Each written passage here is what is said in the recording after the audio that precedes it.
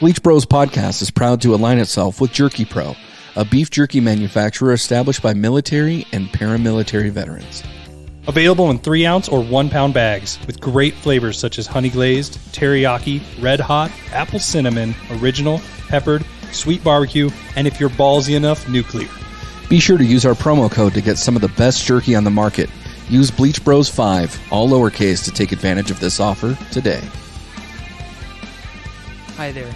You've reached AJ, aka The Stoned, from the Dads and Dayquil podcast voicemail. I'm not here right now because I'm currently listening to the Bleach Brothers podcast, which I'm actually going to direct you to right now by pressing 8. Boop. Shit, that was 7. Boop. Come and get cleansed.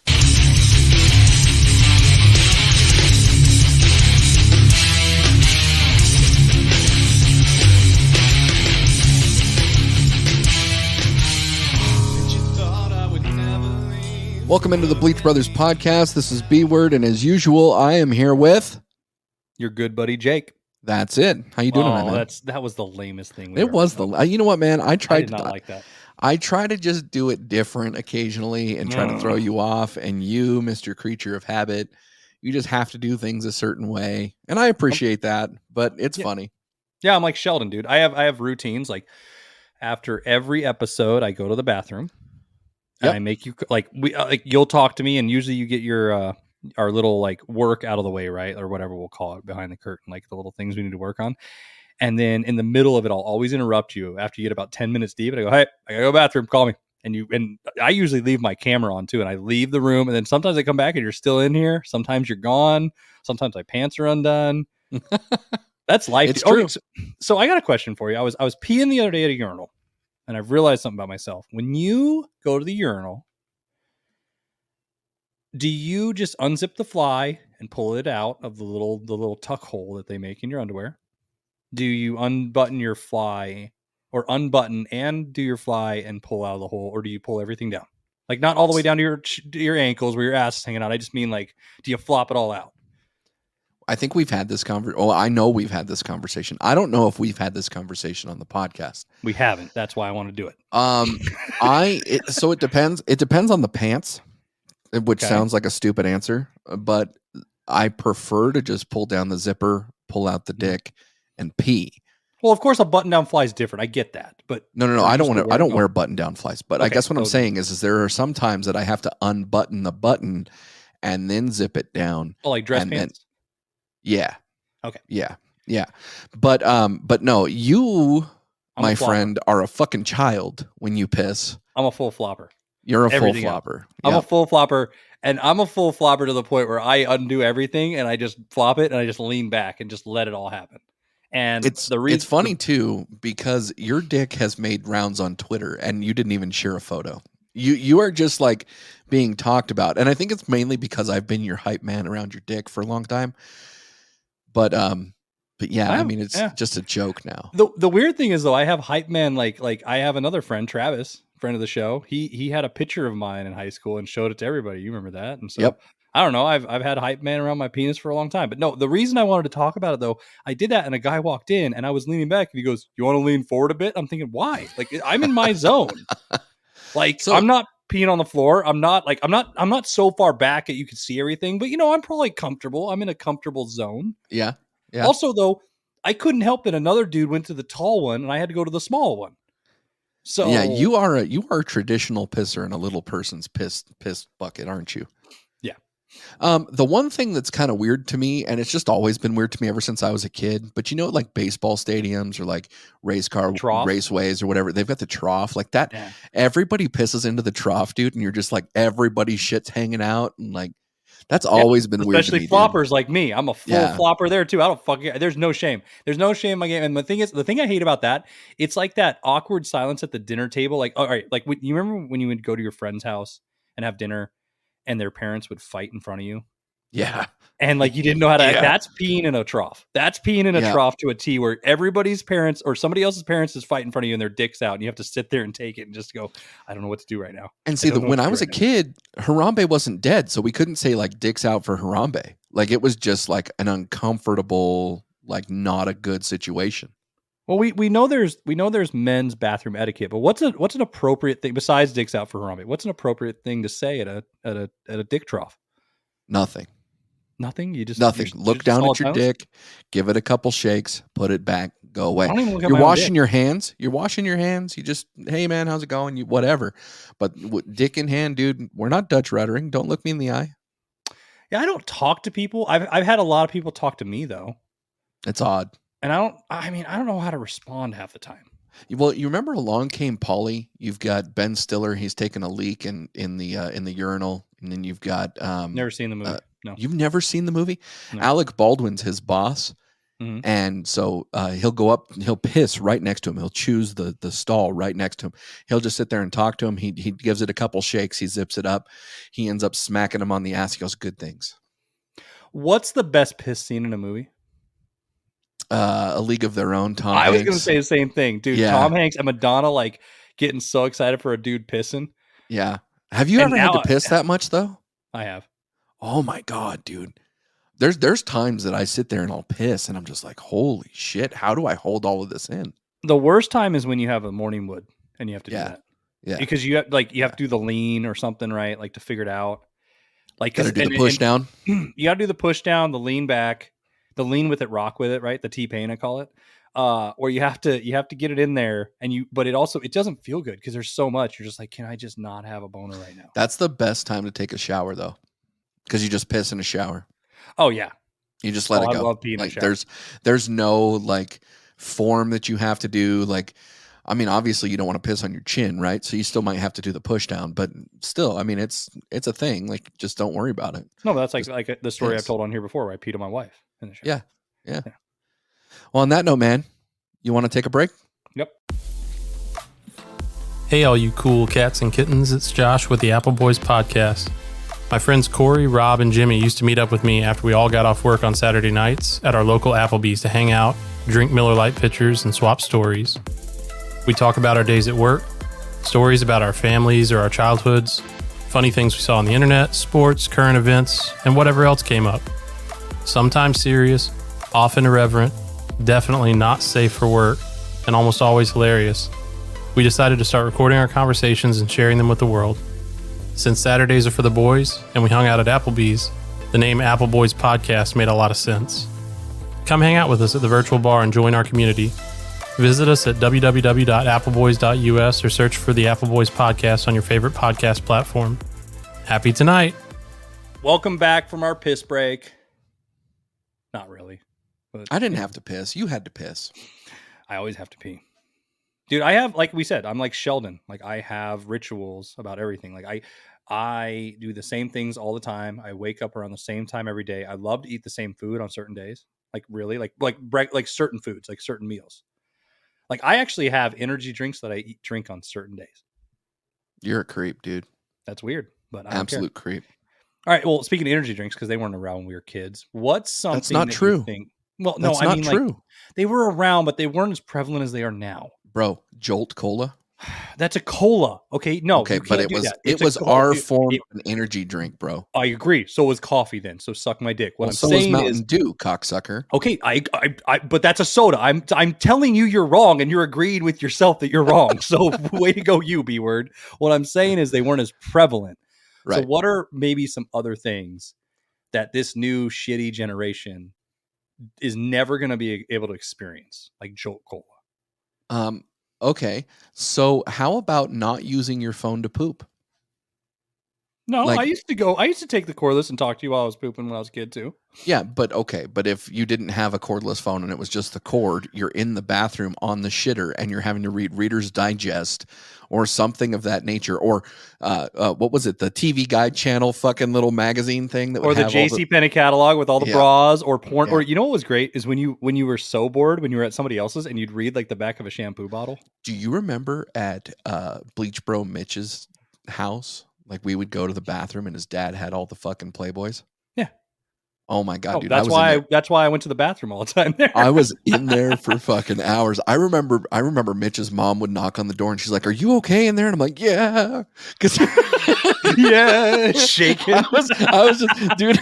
My foot was going like fucking Thumper on Bambi, and I'm like, yeah, we're good, bro. We're good. Hold on, just give me a minute. See, that reminds me of like I learned so much about like what's in things like baby oil and stuff because I would read like the back of things, and then like also I loved it when they had diagrams. Yeah. Like they would have like a diagram like how to put shampoo on. There'd always be like a half drawn lady. And nowadays they don't even get that either. No. And it's like I don't understand. Like maybe that's why this generation, like we taught our kids to actually read labels because we were sitting there pooping all the time and actually reading labels. Like on what is benzocarbonate, whatever, da da da da da.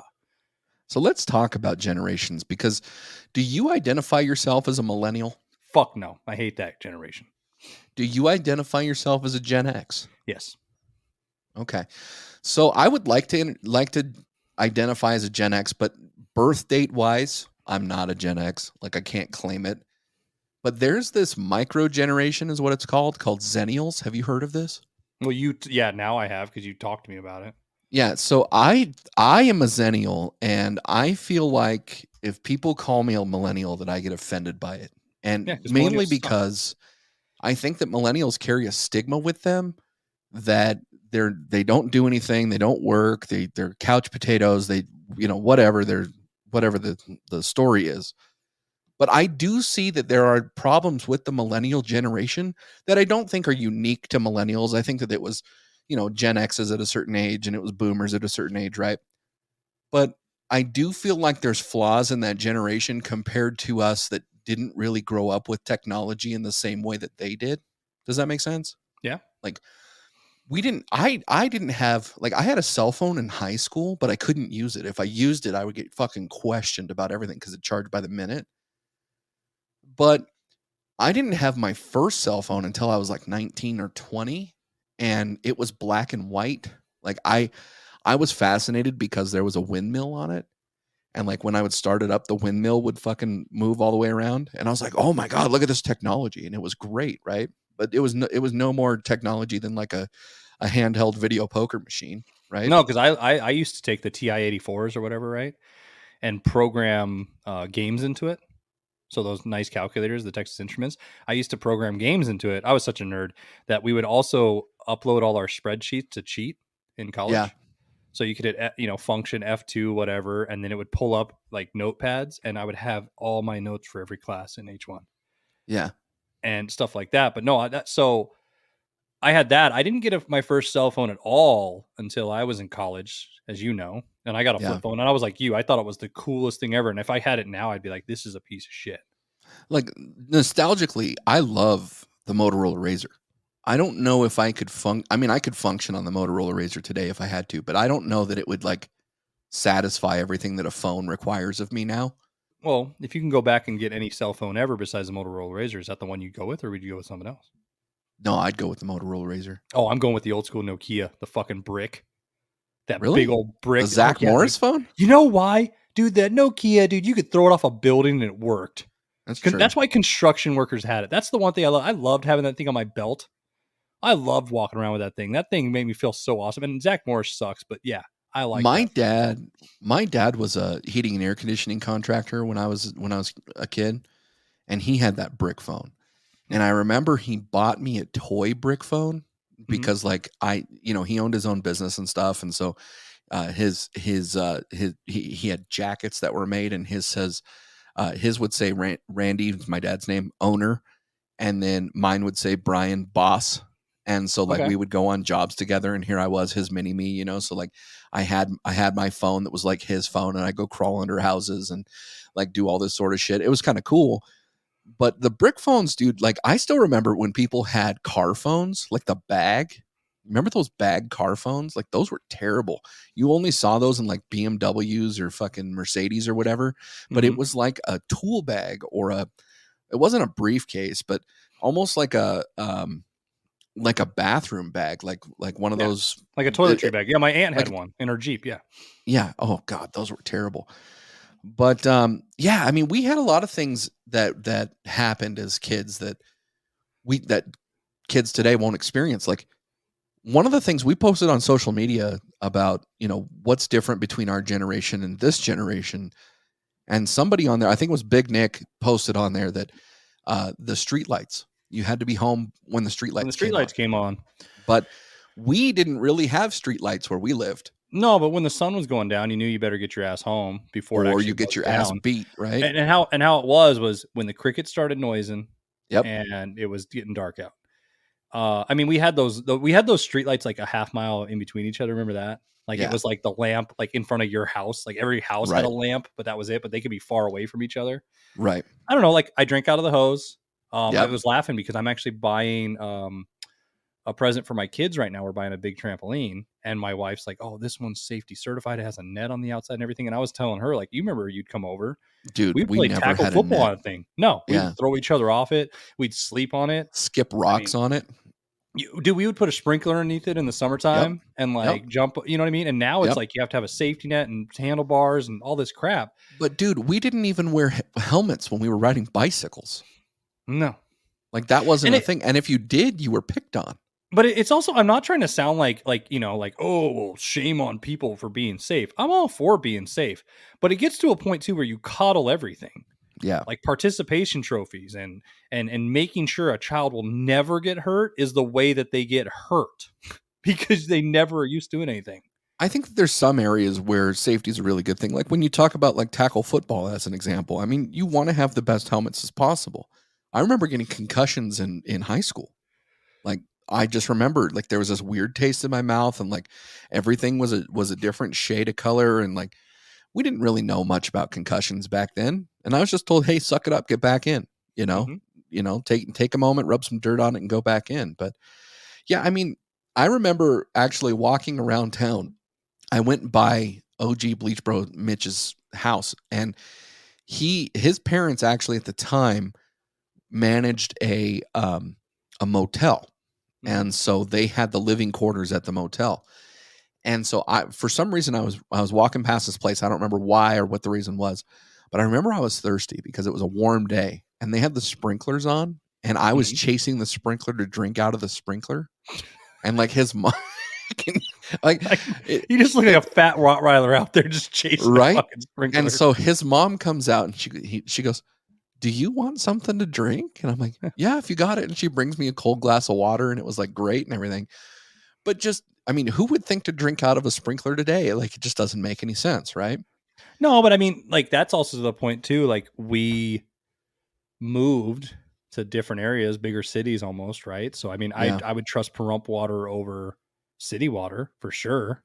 Yeah. Yeah. It doesn't taste as well. I mean, you're drinking out of a water bottle right now. That's probably better than a hose, but we didn't die from it, right? No. So there's that.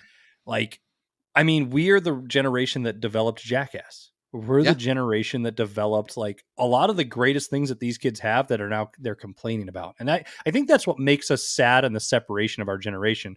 The other problem is B-word is our generation had too much technology growth too fast.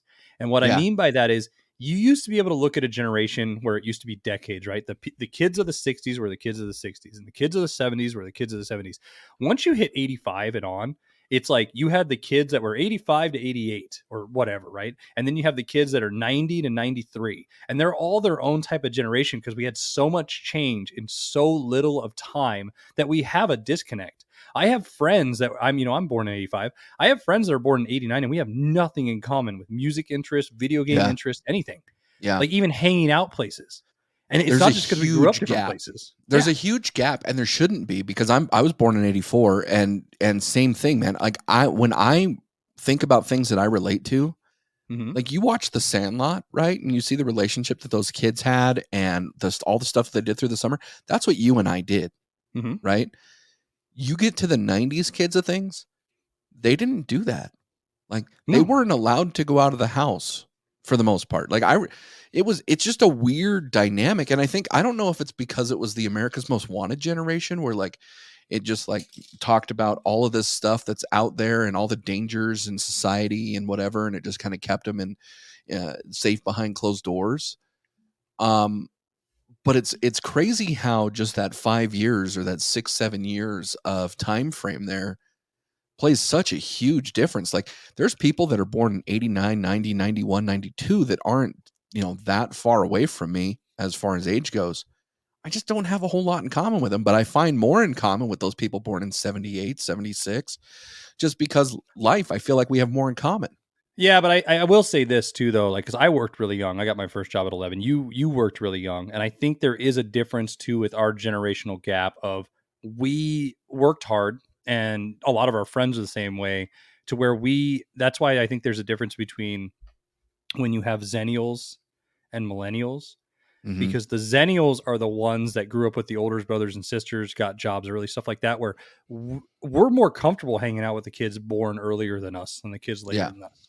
And then the Millennials are the ones that are used to hanging out with the ones. And I think that is the separation of the gap right there. Yeah. That's where that term comes from. You talk about, I mean, a few things that define millennials is like the Saved by the Bell generation. So the generation that after school watched Saved by the Bell, or the Oregon Trail generation. They grew up playing the Oregon Trail, right? But I think that there's a huge cutoff too, because when I think of cartoons, like we've talked about cartoons on here. When I think of cartoons, I don't think of SpongeBob SquarePants.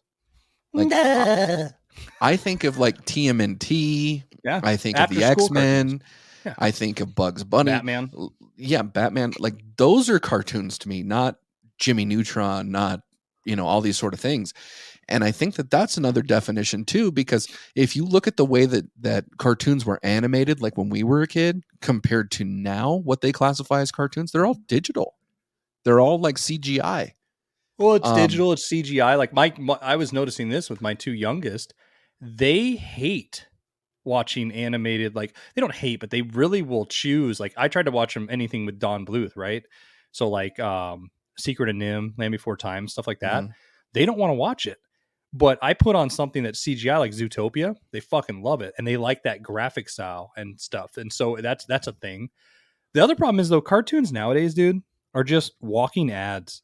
And they started turning into that, but it's so ridiculous to the point where it's so many flashing colors so fast, you can't really pay attention. The attention span's gone, that it's hard to watch, dude. I'm glad you brought up attention span, because do you think that attention span is also a difference between Xennials and Millennials? Yeah, they don't listen to fucking podcasts. That's true. That's true. They're all about TikToks. They're about TikToks. They're about what's the 30-second thing? Or I've had younger people always tell me, do you guys have video? And we haven't released any yet. We're not to that point. But if we did, we'd probably have a lot younger of a crowd.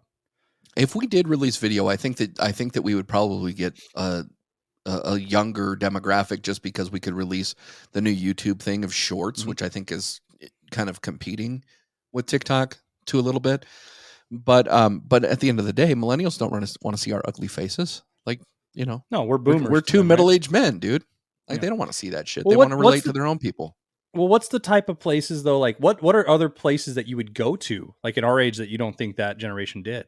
Like, I remember hanging out at the bowling alley just all night, and it'd be a bowling alley. You bowl, or you could hang out outside. You could smoke cigarettes. There was just so much you could do just in a nothing place, right? And I know generations before us did that, but I mean, that I feel like we were the last of that era where you just hung out. I was not allowed to go to the bowling alley when we were growing up, which is why I was never there, because for some reason my mom didn't want me to go. Like, we would go bowling, but I could not hang out at the bowling once with us. I remember one time you went cosmic bowling one time, and that was the last time you ever went. Yeah, and I still don't know to this day what the answer was. Like, but it was one of those things, like, I could take it or leave it, so I never really pushed the issue. But roller skating rinks, like when I was growing up, we had roller skating rinks. Like, it was a thing. Like, you would go with friends, and more importantly, and probably same thing at the bowling alley, you'd have an arcade, and you would just hang out at the arcade, and it would be all, quarter games or whatever. And you could spend a whole shit ton of time there, just hanging out with your friends, drinking soda, having junk food, like, just enjoying it. Right. Yeah, you had a pocket full of quarters, you played all night. Yeah. Yeah. And that's the same thing with roller skating rinks. Like, my cousin who passed away recently, I remember visiting him, and all the time we would end up at the roller skating rink, and it was like make out city, dude. Like, there would be girls there that we would just make out with. It was just a thing. Were you a blader or a skater, though? I was a blader. Okay. Me too. Yeah. I can't roller skate, so I can't roller skate to save my life. Okay. I in all honesty, I can't roller blade to save my life either, but I could balance better on roller blades. I got you. So, like, I was falling either way. But and I can't ice skate either. So I can ice skate. Yeah. Yeah. No, I can't do any of that shit. As a matter of fact, I couldn't even skateboard. Like, I could skateboard, but I wasn't any good at it. But see, that's another one. We were the generation that made sure that they have signs all over fucking Walgreens and everywhere now. No skateboarding or biking. And the thing is, you don't even see kids. I mean, I'm not saying nobody does it, but you don't see that. Like when we were kids, there were always the skater guys that were hanging out in front of fucking Walmart, grinding on all the pipes and everything out, whatever they could outside. Like you'll see it rarely, but that's not a thing anymore. No, this generation also too, like I know with my daughter growing up, like it's a little bit more bold in a sense with like fist fights, because in school they would just like fist fight right there. But when we were in school, it wasn't find a place and a time, and you it was always after school, the smokers corner or the park or whatever. And you go and you throw fists, and then once you're done throwing fists, or once somebody who's going to get you in trouble throwing fists shows up, like you bounce. Like it wasn't like you never told on anybody. No. You never tried to narc on anybody. You know, Chet, that's for you. And so you just tried to, just deal with your shit. Like I actually remember I was trying to break up a fight one time, and do you remember that guy Poochie? Oh, I remember Poochie. Yeah, he's I remember you punched Poochie. No, I did punch Poochie. You did punch Poochie. But no, so David Ramos, you remember him? I do. He and Poochie were in a fight, and all of a sudden I'm trying to break them both up. And we're in our football uniforms. I think it was a football game day. And all of a sudden, like, I don't know if Poochie hit David or David hit Poochie or whatever, but like I'd step in the middle of them, and one of them punches me, and I ended up punching that. Yeah. And dude, like school security showed up. We weren't thrown out of school. Like we weren't, put on some sort of watch list or whatever. Like that just happened, dude. It was just they just dealt with it. They told you to move on. But I think that's where I think that's where society has an issue now, is because like everything is so far escalated. Like that would lead into whatever you want to think about it leading into, whether it be a school shooting or whatever. Like it's just, there'd be 19 articles tomorrow, 2 teachers on strike, somebody fired, somebody moving.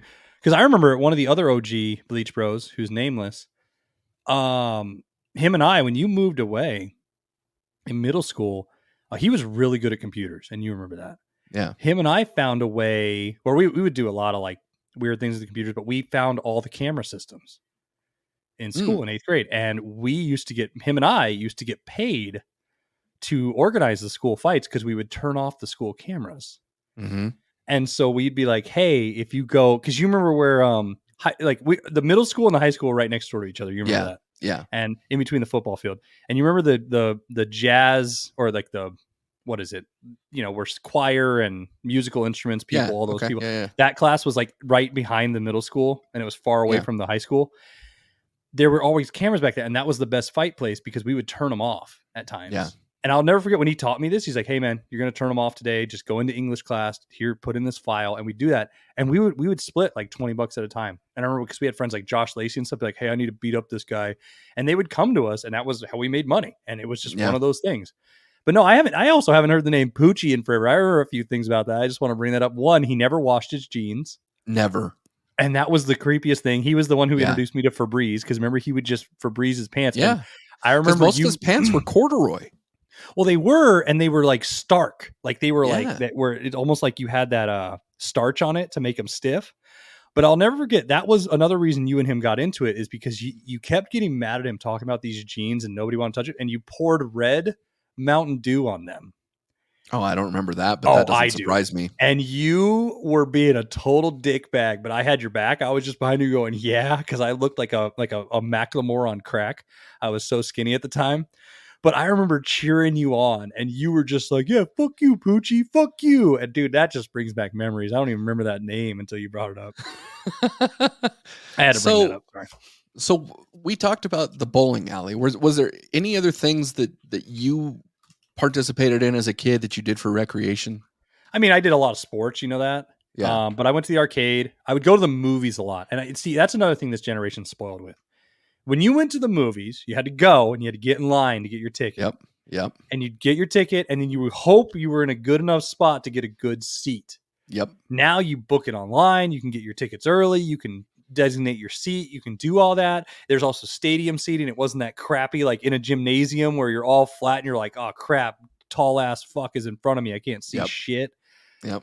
Poochie's it was afro. easier to make out in those things and stuff. But, yeah, dude. But dude, that was my other thing is I loved going to the movies. And you remember this, I was a bike guy. So I had my nice Mongoose bike and I would ride all over town, dude. I'd ride all day in the summertime. Like that's all I fucking did. See, when I was in elementary and middle school, that's exactly what I did too. I had a Mongoose as well. And, dude, we rode that everywhere. And that's how you knew where all your friends were, was where all the bicycles were, right? Because you'd go over to a friend's house and there's all the bicycles and stuff too. You know what we had that really pisses me off that we don't have it today, like at least in the same way that we have it? The ability to play video games without having to download files from the cloud. And you had little storage, like data storage things that you can use. You can bring over the little memory 64. card. Yeah, you'd bring it over. But it was so much better to have multiplayer when you're all in the same room. Yeah, because that's the problem. Like they're all connected with a headset online far away from each other. Like it's great for the concept. Like I'll say this, when my brother was in the military and across seas, like they did let him play Call of Duty, which was awesome. And we would play when he was in Iraq on it, and we would talk. And and he even said it's like it's better doing this because one, it's a recreation, but two, I don't have to wait in line to use the phone. I can just do this and we can talk in a headset. There's things that it's great for. I'm not going to deny that. However, there is nothing ever going to be beaten by all my friends coming over and us playing the latest like Sega Genesis game in one room all night, taking turns, handing the controller to each other and just talking shit. And because you always had that one friend talking on the phone to his girlfriend because, he could never get out. That was usually me. Right. You had us playing the games, somebody telling his mom to order pizza for us, somebody spilling shit. Like you always had a group of friends hanging out, doing stuff, whether there be 2 of you in the room, whether it be 5 of you in the room. Cause I remember sleepovers too of like being like 6 kids deep. Like it wasn't like just like, oh, like my daughter now, like she has 2 friends that come over at the same time cause they're sisters, but it's like, it's never like that. I never hear of that anymore unless it's like a big party. Well, and not only that, dude, like now it seems like society, we always have to plan the food or we have to plan the theme or that wasn't the thing back then, dude. Like you just showed up. You may have enough pillows. You may not have enough pillows depending on how many people show up. People are fighting over the controllers, not in a physical way, but just like, hey, I got next or, whatever. And you're always trying to beat scores or you're trying to do whatever, or you're just sitting around watching movies. Like I remember when Batman Returns came on and I got it on VHS and I had like 5 or 6 friends in my living room and we're just watching Batman Returns. Like it was that type of stuff that I don't think that kids today know. The other thing that was mentioned on our Twitter by Seismic Cinema actually today was the ability to go to Blockbuster and rent the newest game or the newest movie. And we've talked about Blockbuster a few times on this program, but there's something about a Friday night, the smell of popcorn when you walk in, the thickness of the movie cases. You've got that thick plastic on the outside that you're reading whatever the thing is, or you're not having like all of the movies are out, so you're having to go and check the returns to hopefully see if somebody returned the movie so that way you can watch it. But the cool part about that was too, B-word, that's where you also know where to go sometimes. Yeah. Because there'd be those nights we'd call each other, be like, hey man, did you rent that? And you're like, oh yeah, I fucking got it. And everybody be like, all right, we're all going to B-word tonight. He actually got the fucking movie. And we'd go over there. Or you got the game. Or we would all do that. And that was another way to have camaraderie. Now it's like if my daughter did that, she goes, I can just put it on Netflix, right?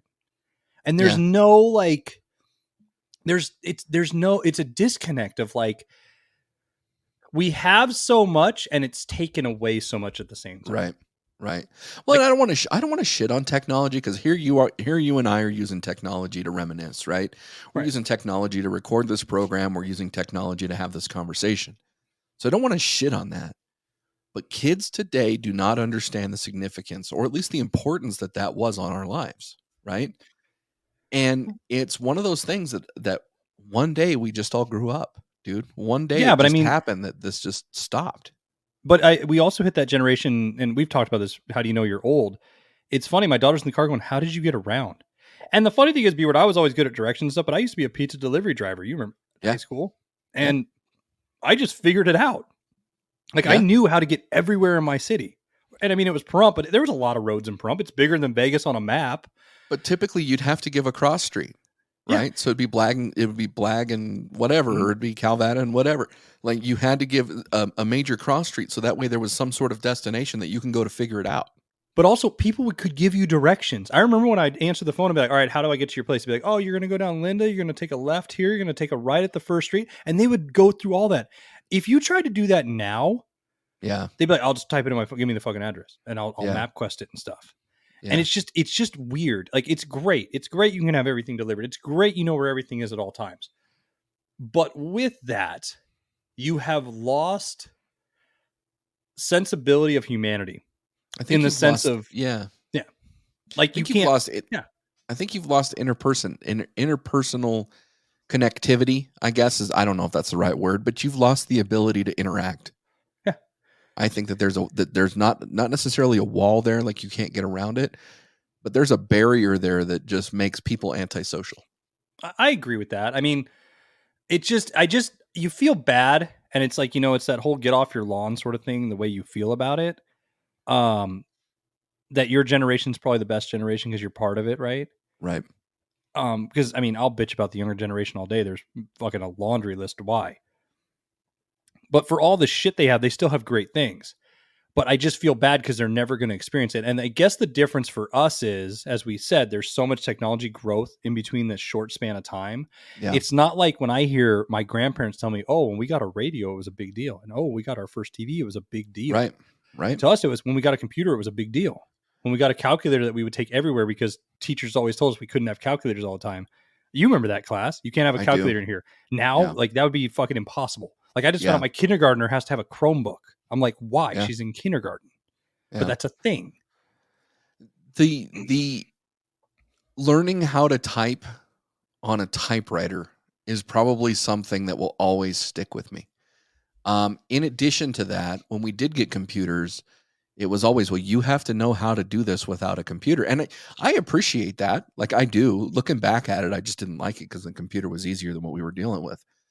But I appreciate knowing how to do things without a computer. But this world is so computer driven right now, bro, that it's just, it's awkward when you don't have a computer, right?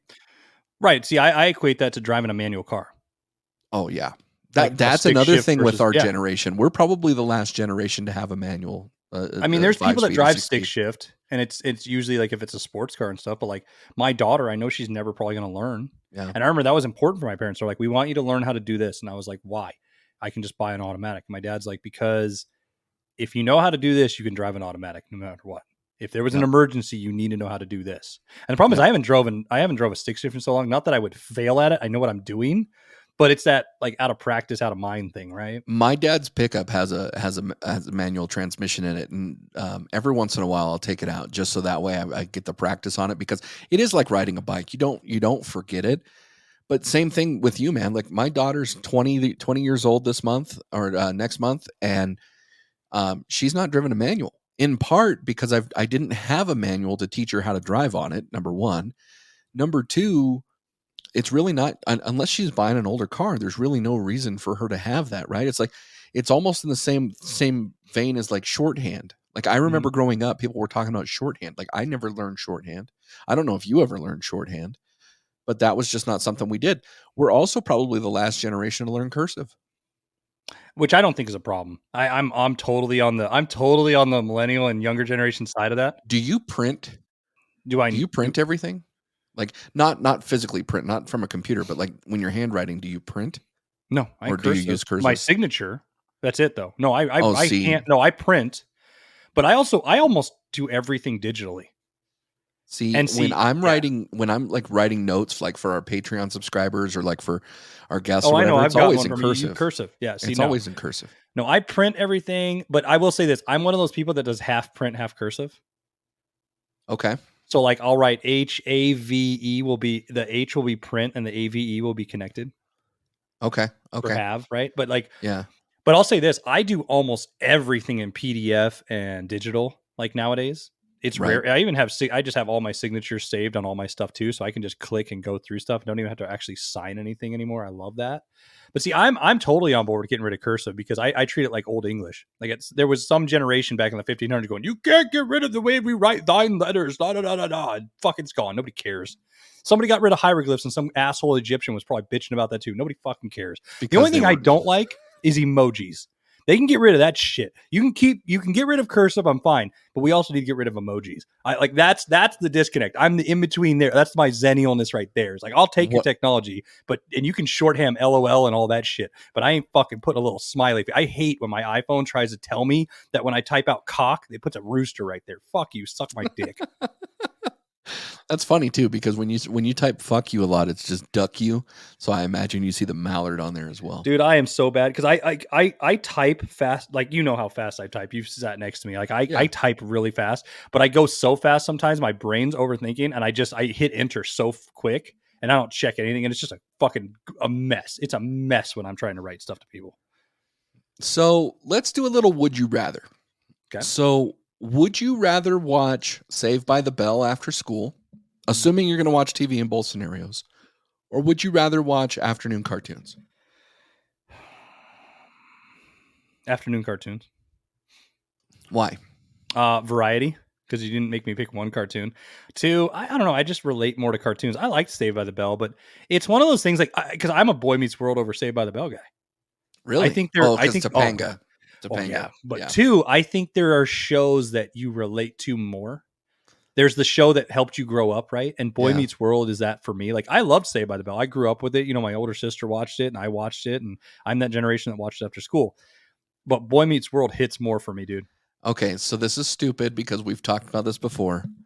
But The Wonder Years is my Boy Meets World. And you know what's really funny is that Fred Savage, his younger brother, is Ben Savage. Yeah, I know. Yeah, just one of those things. No matter what we do, if we bring up any nostalgic thing, you have to put in the Wonder Years.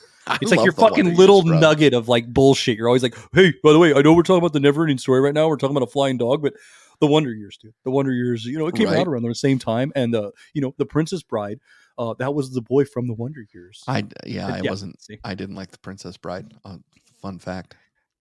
All right. So, would you rather for you, if you had a choice, you only get one movie for the rest of your life and you have to watch it every night, The Princess Bride or The Never-Ending Story Part 2? Oh, Part 2? Yeah. You're a fucking cock. Well, I could have said 3 and been a total asshole, but I'll give you 2. Okay, I think I'd have to go with The Princess Bride. Really? You don't like I don't like two? The Never-Ending Story Part 2. I love Part 2. No. Yeah. No. It's a good one. Not at all. Why? What's wrong with it? A lot. Do we have time? No.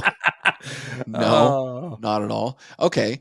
So would you rather watch Willow or would you rather watch Fraggle Rock? Oh, Willow all day. Peck.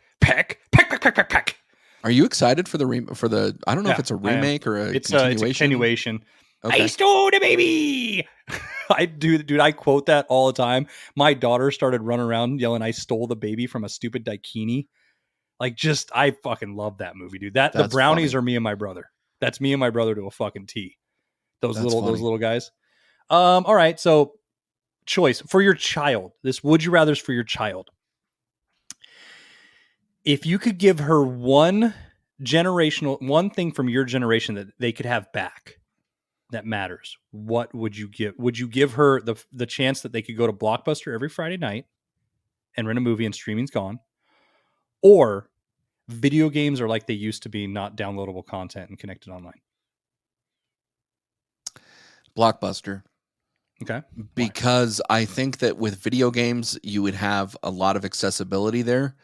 And with the videotapes or the VHS tapes or the whatever's we would get, it was an on-demand thing. Like it was if it was available or not. All right. Would you rather watch Labyrinth or would you rather watch Pee-wee Herman's Big Adventure? Labyrinth.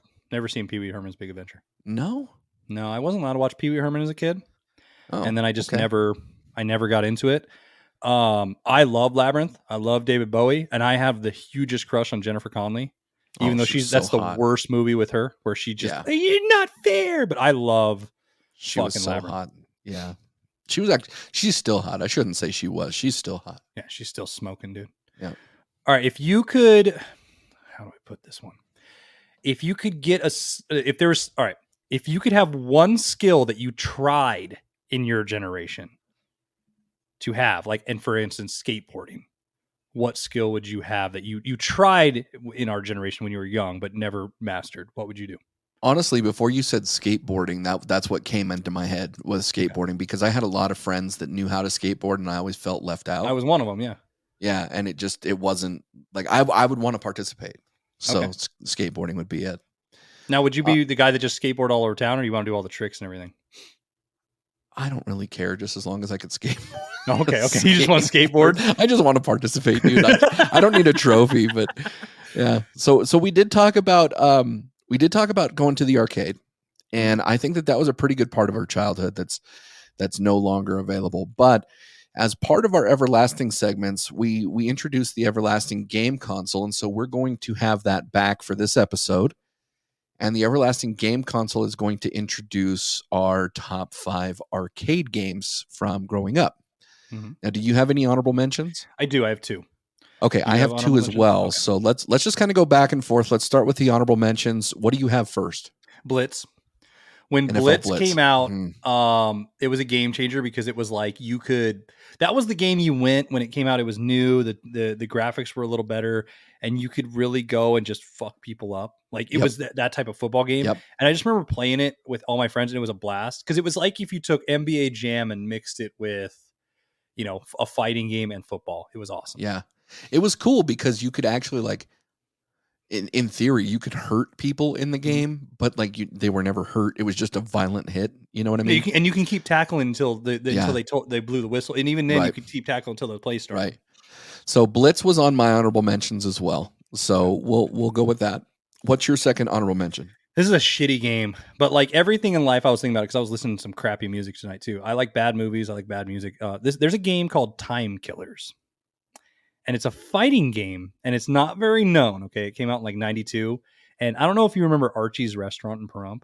Oh yeah, that was the hangout, right? And they had it, on. It wasn't like its own arcade. It was one of those ones where they had, remember the select button in the middle? There'd be like 10 games on the machine, right?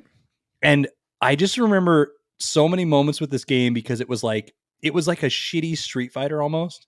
Okay, but it was very violent, and there were characters like this futuristic punk with a chainsaw arm and a laser eye. But my favorite was there was a caveman called Thug, and my brother would pick Thug every time he played, even though he was the worst character in the game, just because every time it started, he went, "Return of Thug!" And my brother would just yell that out in the whole fucking Archies. Wow. And just get his ass kicked. And so for that reason, I loved that game, even though how shitty it was. But it's one of those, like, I just always will remember it. It'll never go away. So it's an honorable mention. Okay. My honorable mention is similar to Blitz. It's NBA Jam. Okay.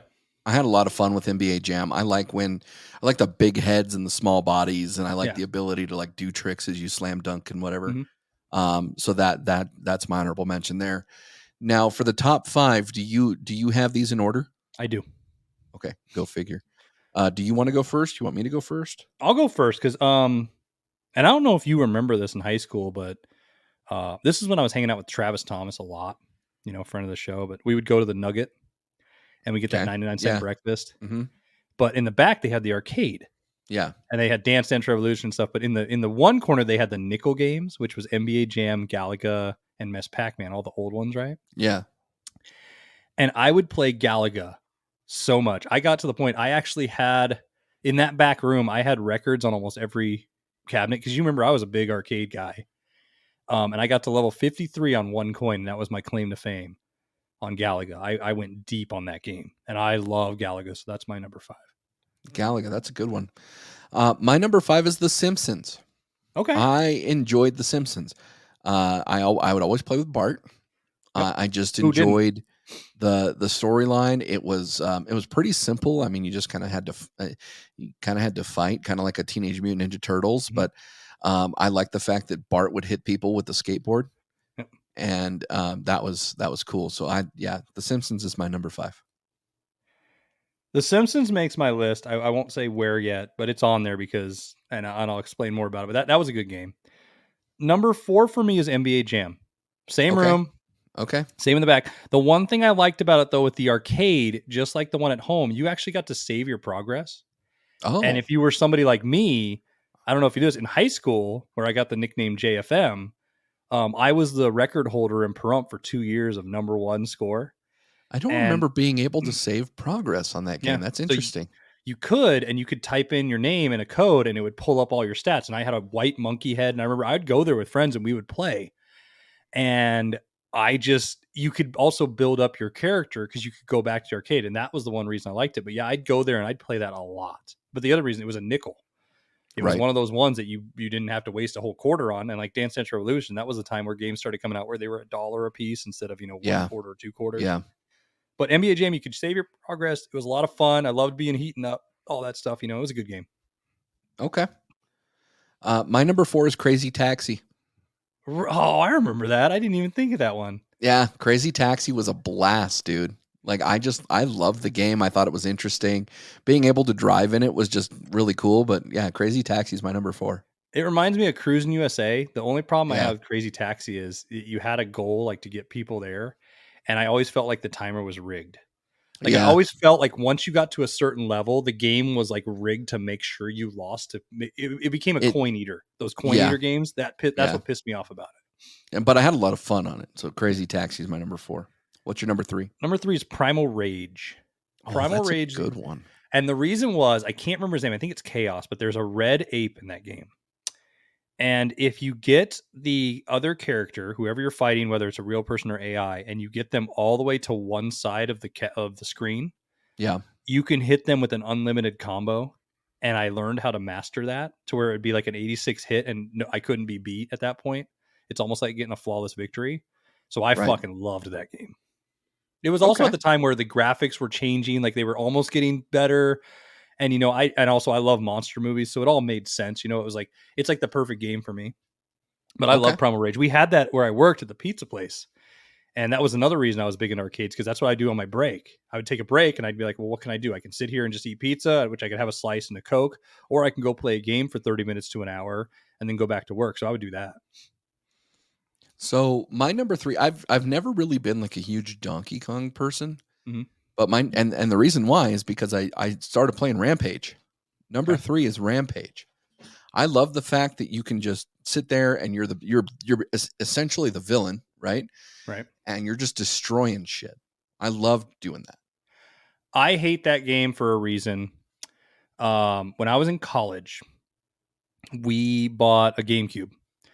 And we bought one of those arcade discs that was, 80 games in one.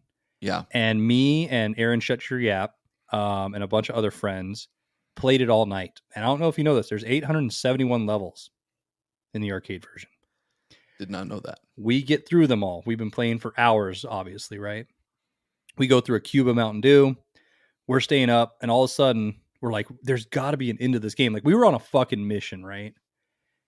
We get to 871, and then all of a sudden it goes to level 1. And we're like, what the fuck happened? Now, here's how stupid we are. We played another 50 levels because we're like, something's got to happen. No, the game just starts over. So for that reason, it just pissed me off so bad, I fucking hated it. I loved it until that happened. But number 2 for me is The Simpsons. Okay. Good memories with it. It was fun. It's just a basic fighter. I actually liked playing Homer as well. Yeah, I thought it was cool hitting with the bowling ball. I always found it funny. My brother was a Marge Simpson. Really? He thought it was great to hit a vacuum. Also because everybody would always hog Bart. So he's like, nobody's ever going to go for this character. So I'll take her because nobody else wants her. I think the least played character on that game is Lisa. Yeah, I would agree. But, and no, The Simpsons is just great, dude. It was just a great storyline. It was easy enough to play. It was easy enough to pick up. It was fun if you had multiple people, like you said, people would pick different stuff. So I'm with you there. My number 2 is actually Teenage Mutant Ninja Turtles, Turtles in Time. Oh, Turtles in Time? That's the worst one. No, dude, I like Turtles in Time. Yeah, I enjoyed Turtles in Time. So it's number 2. I thought it was a fun gameplay. It was cool to interact in the way that the game would let you do it with the, I was about to say the foot, And I never made it to Shredder, and that's probably my one regret, is not spending enough time to make it to Shredder on there. But I just thought it was really fun. Again, arcade games for me were a quick hit. Like I never played the arcade. I'm thinking of actually playing it in the arcade and not being able to like actually beat it. So Teenage Mutant Ninja Turtles, Turtles in Time was good as a quick hit. See, the reason Turtles in Time doesn't make mine, because the first time I actually played it was on Super Nintendo, and I beat it so fast. It's so short, actually. It's one of those ones that's like can turn to console. It sucks. Right.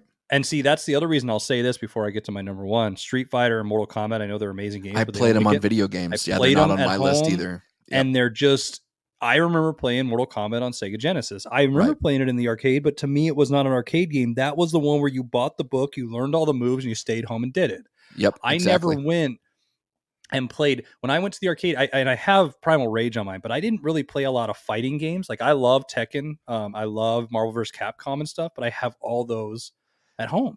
Same thing, man. Like that's why none of those are on my list, is for the exact same reason, because I played those all in a console. I didn't play them in an arcade.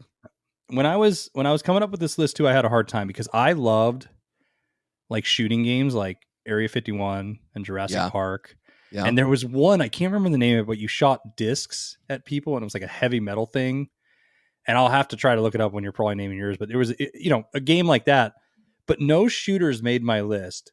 And because again, in this rule, I did not put coin eaters, in my opinion, where it didn't take a lot of skill, where when you played Area 51, you would hit a certain point where they just made it impossible to get through. House of Dead did the same things, where it was you were destined to lose.